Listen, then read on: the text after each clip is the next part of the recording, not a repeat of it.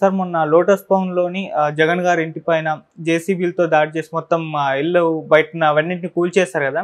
ఇప్పుడు దాని విషయంలో ఒక అధికారిని సస్పెండ్ చేయడం జరిగింది సార్. అంటే ఆయన సీఎం పర్మిషన్ లేకుండా, సీఎం తెలియకుండానే అది మొత్తం ఆయన నిర్ణయం తీసుకున్నారని చెప్పేసి అంటున్నారు. అసలు ఆయన ఎందుకు ఆ విధంగా జగన్ గారి ఇళ్ళ పైన దాడి చేయడం జరిగింది? ఎందుకు ఆయన పైన సస్పెన్షన్ ఏసేస్తారు సార్? ఇదొక విచిత్రంగా ఉంది అందరికి కూడా. ఎవరు కూడా నమ్మట్లేదు నిజానికి ఫస్ట్ ఆఫ్ ఆల్. అయితే ఫస్ట్ ఏం జరిగిందో చూద్దాం. ఖైరతాబాద్ కమిషనర్, ఆయన పేరు హేమంత్ బోర్కడే, ఆయన్ను సస్పెండ్ చేసింది గవర్నమెంట్. ముఖ్యంగా ఇప్పుడు జిహెచ్ఎంసి ఇన్ఛార్జ్ కమిషనర్గా ఆమ్రపాలి ఉంది. ఆ ఆమ్రపాలి సస్పెండ్ చేశారు. ఎందుకు సస్పెండ్ చేశారు అంటే ఈయన ప్రాపర్ ప్రొసీజర్ని ఫాలో కాకుండా కొట్టాడని. ఆయన్ని అవి కొట్టమని గవర్నమెంట్లో ఎవరూ చెప్పలేదు. జగన్ లోటస్ పాండ్ ఇంటి దగ్గర ఉన్న సెక్యూరిటీ కోసం నిర్మించిన ఏవైతే ఉన్నాయో వాటన్నిటినీ కూల్చేయమని ఎవరూ చెప్పలేదు. ప్రజల్లో నుంచి కూడా ఎటువంటి రోడ్డుకి అడ్డంగా ఉన్నాయనో, ట్రాఫిక్ ఇబ్బందనో ఎటువంటి కంప్లైంట్స్ లేనప్పుడు ఈయన ఎందుకు పోయి చేశాడు? ఈయన మామూలుగా అయితే వాళ్ళకి నోటీసులు ఇవ్వాలి, ఇవి అడ్డంగా ఉన్నాయి, ఇది ఆక్రమించి ప్రభుత్వ స్థలాన్ని ఆక్రమించి కట్టారు, వీటిని తొలగించనని నోటీసులు ఇవ్వాలి, దానికి అది రిప్లైలు ఇస్తారు. ఈ ప్రొసీజర్ ఏమీ ఫాలో కాకుండా ఈయన ఎందుకు వెళ్ళి చేశాడు అని ఇప్పుడు ఆయన్ని సస్పెండ్ చేశారు. ఆయనకి జిఏడి జనరల్ అడ్మినిస్ట్రేషన్ డిపార్ట్మెంట్లో రిపోర్ట్ చేయమన్నారు. ఆయనకి ఇంకా ఏ పదవి కూడా ఇవ్వకుండా పెండింగ్లో పెట్టారు. అంటే క్లియర్గా ఆయనకు పనిష్మెంట్ ఇచ్చారు. అయితే ఒక పుకారు వ్యాపించింది. అదేంటంటే దక్షిణ తెలంగాణకు చెందిన ఒక మంత్రి ఈయనకి చెప్పాడని, ఆయన అలా చెప్పాడని, నాకు ఒక మంత్రి చెప్తే మౌఖికంగా నేను చేశానని. మరి ఆ మంత్రి ఎవరు, ఆ మంత్రి ఎందుకు చెప్పాడు అనేది ఇప్పుడు ఇది ఇతను చెప్పిన దాంట్లో కొంత వాస్తవం అయితే కనపడుతుంది. ఎందుకంటే ఈ హేమంత్కి ఏమవసరం, ఎవరినో చేయాల్సిన అవసరం, జగన్కి వ్యతిరేకంగా హేమంత్ చేయాల్సిన అవసరం ఉంది. హేమంత్కి తెలియదా జగన్ ఎవరు, ఇప్పుడు జగన్కి రేవంత్ రెడ్డికి ఉన్న రిలేషన్షిప్స్లో ఇబ్బందులు ఏమున్నాయి, అక్కడ ముఖ్యమంత్రి చంద్రబాబు ఉన్నప్పుడు ఇక్కడ రేవంత్ ఉన్నప్పుడు వాళ్ళిద్దరికి సంబంధాలు ఈ అధికారికి తెలీదా, ఈ అధికారికి మనం చేసే పని యొక్క రిజల్ట్ ఏందో తెలీదా? సో తెలియకుండానే ఎందుకు చేశాడు అంటే ఇక్కడ ఏదో ఫిష్ అంటారు ఇంగ్లీష్లో, అట్లాంటి ఒక సందేహాస్పదంగా ఉంది వ్యవహారం. అంటే ఇది రేవంత్ రెడ్డి మినిస్టర్ ద్వారా చేయించి దాని తర్వాత నెగటివ్ ఇదయ్యేసరికి ఇతన్ని బలి చేశారు అన్న ఒక అభిప్రాయం అయితే జనంలో ఉంది. ఎందుకంటే ఈ అధికారి ఇతను ఖైరతాబాద్ కమిషనర్గా ఉన్న హేమంత్ బోర్కడేకి జగన్ని కూలగొట్టడం అనేది అవసరం లేదు, అతనికి సంబంధం లేదు. అతను ఎందుకు చేశాడు అంటే ఒక మంత్రి చెప్పాడు. ఆ మంత్రి ఎందుకు చెప్తాడు? ఆ మంత్రికి తెలీదా జగన్ ఇలా చేస్తే రేపొద్దున రేవంత్ రెడ్డికి ఈ ఇబ్బంది ఉంటుందని ఆ మంత్రికి తెలీదా? మరి ఆ మంత్రి మీద ఎందుకు వీళ్ళు చర్య తీసుకోలేదు? ఒకవేళ ఆ మంత్రి కూడా తప్పు చేస్తేనే కదా, ఆ మంత్రి కూడా చేసినట్టే కదా. మరి దీని మీద ఎంక్వైరీ ఏమీ లేదా? నిజంగా ఆ మంత్రి చెప్పాడా లేదా తేల్చాలి. రెండోది ఆ మంత్రి ఎవరో కూడా ప్రజలకు తెలియాలి కదా. ఆ మంత్రి ఎవరు, ఆ మంత్రి ఎందుకు చెప్పాడు? సో ఇవన్నీ రావాలి కదా బయటికి. అంటే క్లియర్గా ఇక్కడ ఏదో జరిగింది.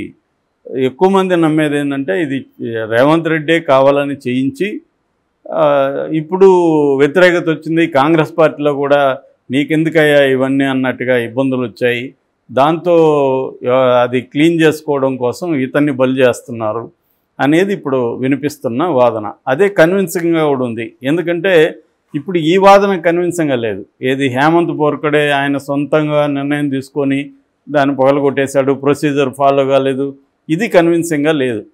ఎందుకు కన్విన్సింగ్గా లేదంటే దాంట్లో మిగతా మన డౌట్స్ వాళ్ళు క్లియర్ చేయాల్సిన అవసరం ఉంది.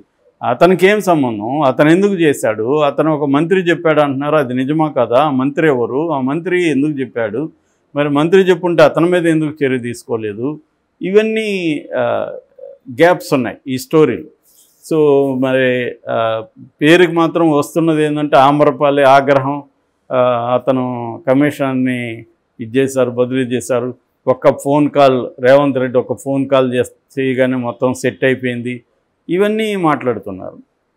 సో ఇది కన్ఫ్యూజింగ్గా ఉంది స్టోరీ.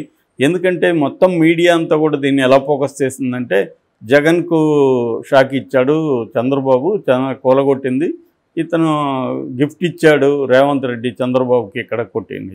దానివల్ల ఏం పెద్ద వరకదు. జగన్ అక్కడ లేడు అసలు. జగన్ తాడేపల్లిలో ఇల్లు కట్టుకొని అటు వెళ్ళిపోయాడు. ఇక్కడ ఉన్నది ఎవరు?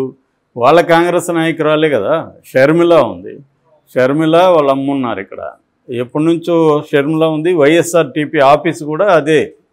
సో మరి పిసిసి ఆంధ్రప్రదేశ్ అధ్యక్షురాలు నివాసం ఉంటున్న భవనాన్ని వీళ్ళు ఎందుకు చేశారు? షర్మిల ఎందుకు సైలెంట్గా ఉంది? షర్మిల ప్రతిదానికి ప్రెస్ మీట్లు పెట్టేసి లేకపోతే ట్వీట్లు చేసి లేఖలు రాస్తున్న షర్మిల ఇది జరిగితే ఎందుకు సైలెంట్గా ఉంది?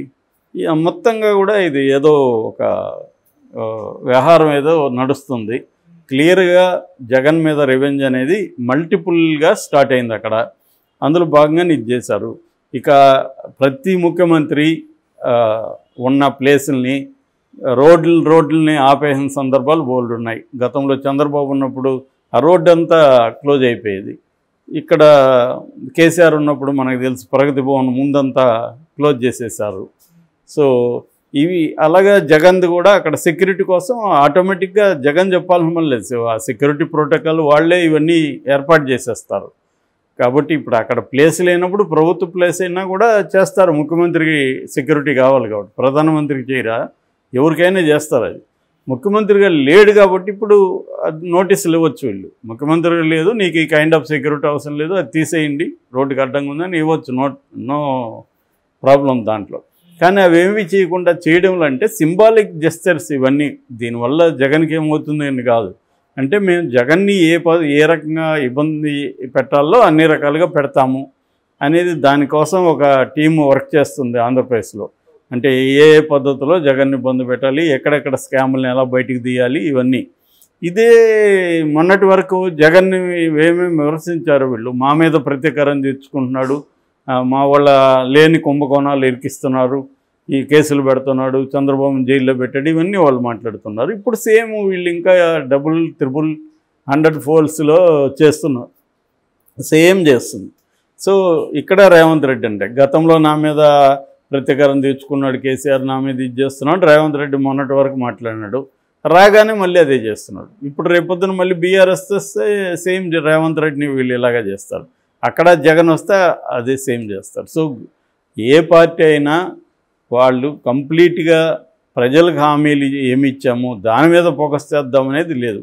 ఇప్పుడు కూడా నేను ముందు నుంచి కూడా చెప్తున్నా, తెలుగుదేశం ప్రభుత్వం కూడా మనం ఏమి హామీలు ఇచ్చామో దాన్ని ఎలా నెరవేర్చాలి, దాని మీద ఏం మాట్లాడాలి, ఫండ్స్ ఎట్లా, బోలెడు తలనొప్పులు ఉన్నాయి తెలుగుదేశం ప్రభుత్వానికి. కాడ అమరావతిని డెవలప్ చేయాలంటే ఫండ్స్ ఎక్కడ, పోలవరం గడ్డానికి కేంద్రం ఫండ్స్ ఇవ్వట్లేదు, దాన్ని ఎలా తెస్తావు, ఇక్కడ విభజన హామీలో నుంచి 140 కోట్ల 50% రావాలి, దాన్ని ఎలా లాగాలి, ఇట్లా అనేక 100 సమస్యలు ఉన్నాయి. అవన్నీ పక్కన పెట్టి జగన్ని తొక్కేయడం, జగన్ ఆల్రెడీ చచ్చిన పాము, దాన్ని ఇప్పుడు కంప్లీట్గా తొక్కేస్తే అయ్యన్న పాత్రుడు చెప్పినట్టుగా అది ఓడింది కానీ చావలేదు ఆ పాము, దాన్ని చంపేయాలన్నట్టుగా. సో జగన్ని కంప్లీట్గా పొలిటికల్గా చంపేయాలి, ఫిజికల్గా కాదు. ఆయన కూడా చెప్పింది ఫిజికల్గా కాదు, ఫిజికల్గా చంపేయమని కాదు, పొలిటికల్గా ఈ షుడ్ బి కిల్డ్. అది ఇప్పుడు టార్గెట్. దానికి మల్టిపుల్గా పనిచేస్తున్నారు.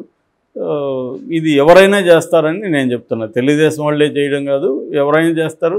అందుకని చంద్రబాబు ఏమీ డిఫరెంట్ రాజకీయ నాయకుడు కాదు, ఆయన కూడా రెగ్యులర్గా అందరూ చేసే పనే ఆయన కూడా చేస్తున్నాడు. రేపు జగన్ వచ్చినా ఇదే చేస్తాడు. సో వీళ్ళెవరు పీపుల్ సెంట్రిక్ అప్రోచ్ అనేది ఎవరికి లేదు, చంద్రబాబుకి లేదని గతంలో కూడా తెలుసు, మళ్ళీ నిరూపించుకుంటున్నాడు ఆయన.